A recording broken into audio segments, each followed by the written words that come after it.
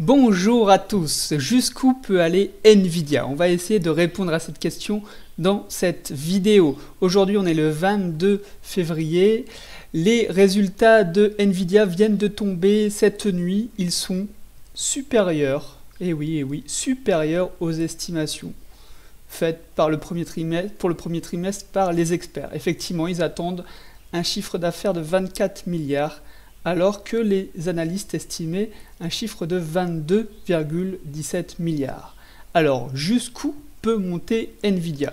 Je vous le rappelle tout le temps, personne ne peut voir l'avenir, mais ça ne nous empêche pas de se créer des scénarios, comme ça on ne sera pas ou beaucoup moins surpris que la majorité des gens.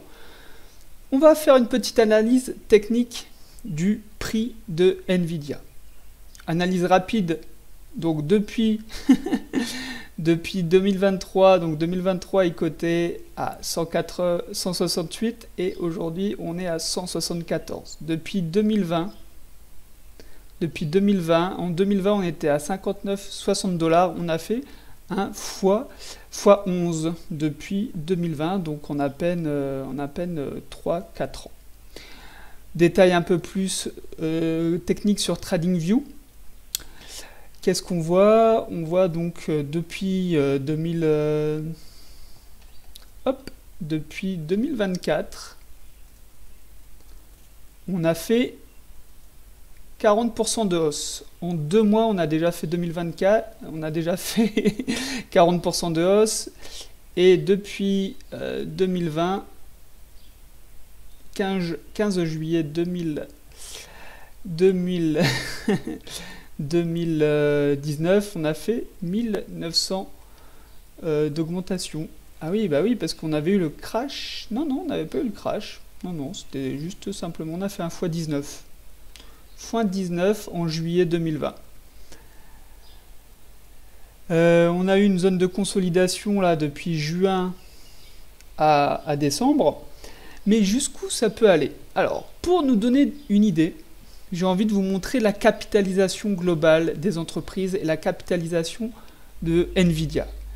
La capitalisation, on retrouve en première position Microsoft, qui a dépassé Apple il n'y a pas très longtemps avec pratiquement 3 milliards de...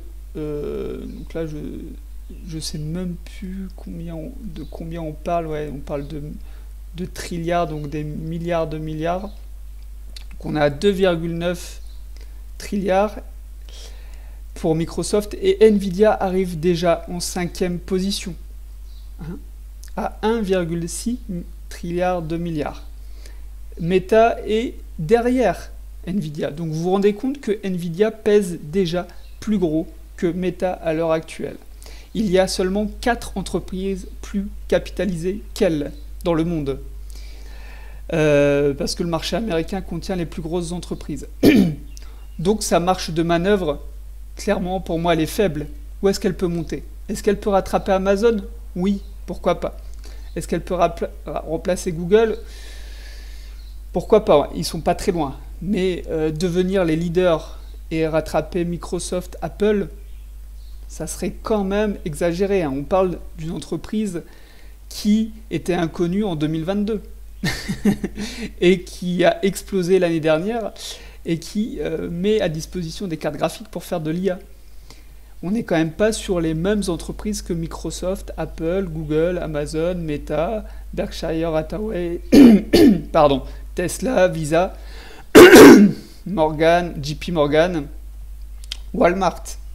Non. Donc pour moi, la hausse va être très relative sur ce type d'action. En tout cas, ce qui est sûr, mes amis, c'est que ce n'est pas le moment d'acheter Nvidia. Surtout, ne faites pas le FOMO, n'ayez pas le FOMO. N'achetez pas Nvidia maintenant. Même si demain, avec l'annonce des résultats sur les marchés américains, elle risque de faire encore une fois un plus haut, surtout, ce n'est pas le moment d'acheter. Le risque reward est très faible. Le ratio risque-récompense est très faible. Comme je vous l'ai dit, jusqu'où peut monter l'action? Personne ne voit l'avenir, mais quand on regarde les autres entreprises, peut-être qu'elle peut monter à 700. Peut-être qu'elle peut monter à 750. Peut-être qu'elle peut monter à 800. Mais pendant combien de temps? Hein? À ce prix-là, elle ne pourra pas rester très très très longtemps à ce prix-là. C'est simple. Si vous montez à 800, ok, vous achetez aujourd'hui à 681 et ça monte à 800. On va voir combien vous gagnez. Quand elle monte à 800, vous gagnez 20%. Ok, vous me dites c'est pas mal. Mais si ça se passe mal et que ça revient simplement sur le range de fin d'année dernière, vous perdez 40%. Donc, c'est pour moi un risque qui n'est pas intéressant à prendre. Voilà. Voilà ce que je voulais vous dire sur Nvidia. J'espère que vous avez acheté Nvidia tout en bas, hein, pourquoi pas en 2020 ou même en début 2023. Hein.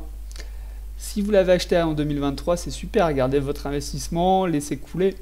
Mais surtout, pour moi, le risque-reward d'acheter maintenant Nvidia n'en vaut pas la peine.